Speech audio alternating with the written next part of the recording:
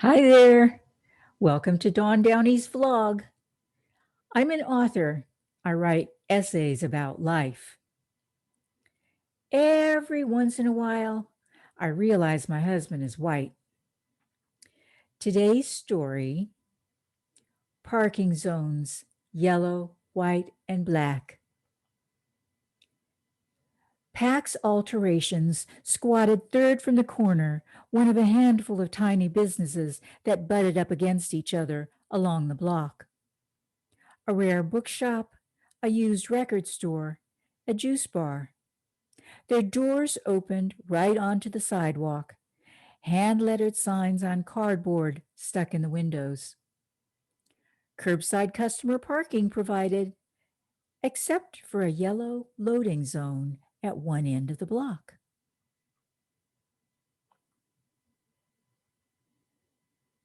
My husband pulled up at the curb to let me off in front of Pax. He grabbed his phone. "I'll wait in the car," he said. He had stopped in the yellow. Maybe he hadn't noticed. With my hand on the door handle, I weighed the delicate balance between being a nagging wife/backseat driver and saving him from a ticket. "Honey, you're still in the yellow."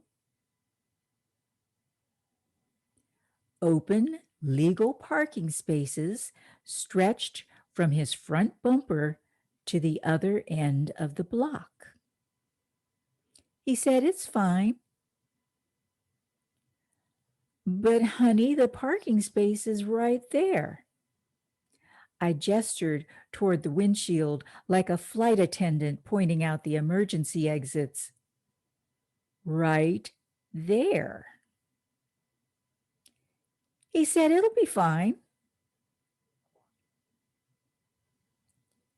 He was right, and we both knew why. We knew why it would not be fine for me to park in the yellow. Our different realities, brought to you by 400 years of American history, collided on the front seat of our Honda. The potential consequences of me parking illegally were too serious to take seriously. This situation required stand-up comic mode. I poked him. "Yeah, you know why it's fine?" I poked him again. "You're white."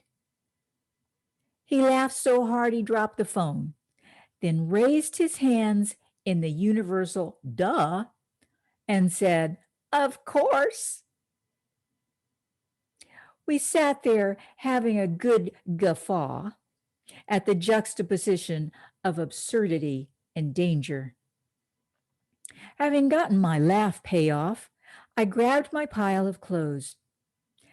Halfway out the car, I could see its exact position. Fake, but real, outrage threatened to blow up my head.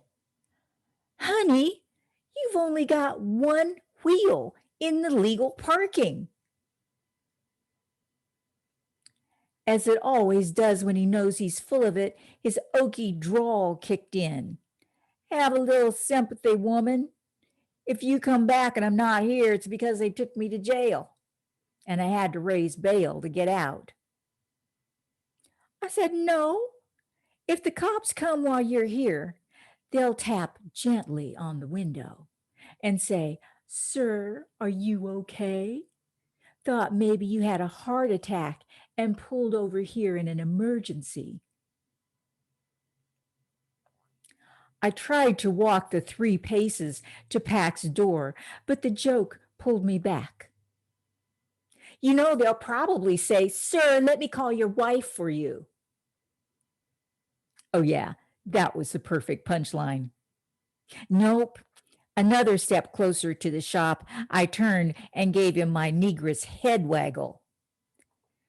"If you're here when I get back, it's because if you're not here when I get back, it's because you and the cops have gone to have donuts together."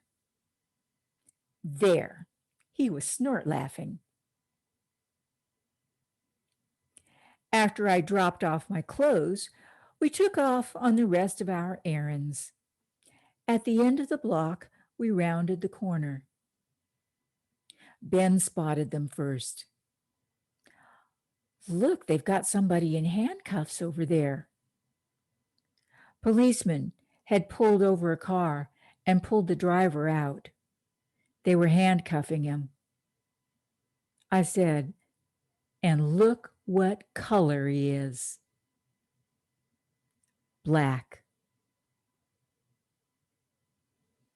The scene delivered the punchline to our shtick, but neither of us laughed.